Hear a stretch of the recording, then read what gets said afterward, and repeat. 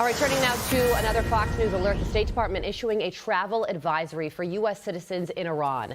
The message is short and to the point. Quote, leave Iran now. Have a plan for departing Iran that does not rely on the U.S. government help. This follows President Trump's warning to the Islamic Republic as reports reveal hundreds of civilians have been killed during anti-government protests. The White House also revealing the private messages Iran is sending back to the United States. Watch this. What the Iranian regime is saying publicly is quite different from the messages they are sending to the United States and the Trump administration privately.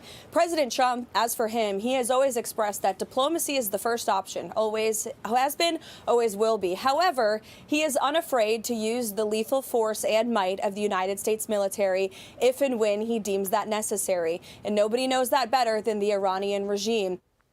Fox News contributor and former CIA station chief Dan Hoffman joins me now. Dan, good morning to you. There's this near communications blackout inside Iran right now to try and make it difficult for protesters to organize and continue. But those who have been able to get their message out to the outside world do say that there are many Iranians who are still dedicated and committed to this cause despite this ongoing violence against them. Where do you think these protests stand right now? And could this moment actually lead to significant change?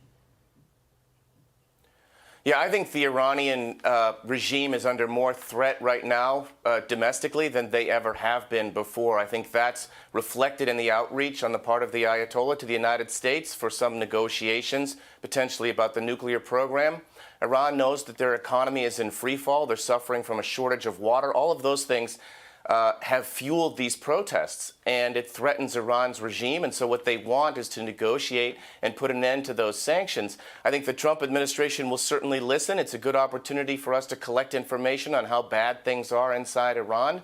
But I think the Trump administration might do well to let these protests play out and not be in a rush to eliminate or reduce those sanctions, which are having such a serious impact on the regime's security. Okay, well, on that very point, President Trump posted this to Truth Social yesterday. Effective immediately, any country doing business with the Islamic Republic of Iran will pay a tariff of 25% on any and all business being done with the United States of America. This order is final and conclusive. And this whole protest started as an economic protest, and these new tariffs certainly aren't going to make anything easier on the regime. The president is going to be weighing his wide range of options today with top national security officials. What do you think the president should do moving forward? So I think we have a number of options. I think the president is going to be looking at, obviously, the military option to strike IRGC facilities. They're the ones that they're bringing down the oppression on those protesters. That's certainly an option. Cyber strikes is another one, delivering internet to the Iranian people so that they can coordinate these protests. And of course, we've seen the sanctions increase further. And remember, the targeted countries are India, China, and Russia, those countries that do business with Iran.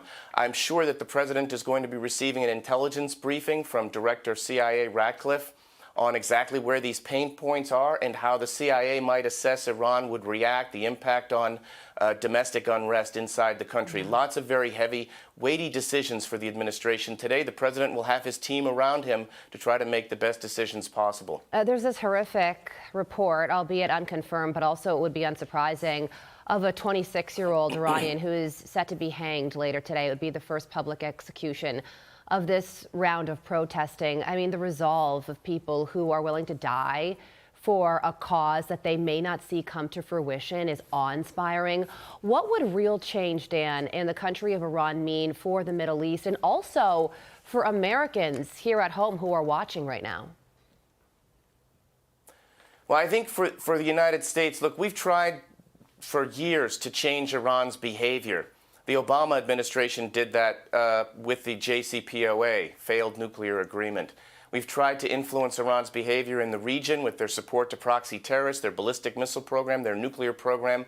I think the question is whether now it's time for maybe regime change that would ultimately provide an opportunity for more, for real long-term change in their behavior. I'm not sure you get to one without the other. The question I have going forward is the extent to which the IRGC is going to stay loyal to this regime, which is just full of rot. And that, I think, is what the Trump administration will be looking at. Iran is arguably the root of just about all the evil in the Middle East. And when you look at all the challenges we face, from Hamas to Hezbollah, the Houthis, Iran is at the center of it all. This is certainly a moment in time, and we're going to be watching it unfold to see where it all goes. Dan, thank you so much for joining us, former CIA station chief. Thank you. Dan Hoffman, we appreciate you joining us. I'm Steve Doocy. I'm Brian Kilmeade. And I'm Ainsley Earhart. And click here to subscribe to the Fox News YouTube page to catch our hottest interviews and most compelling analysis.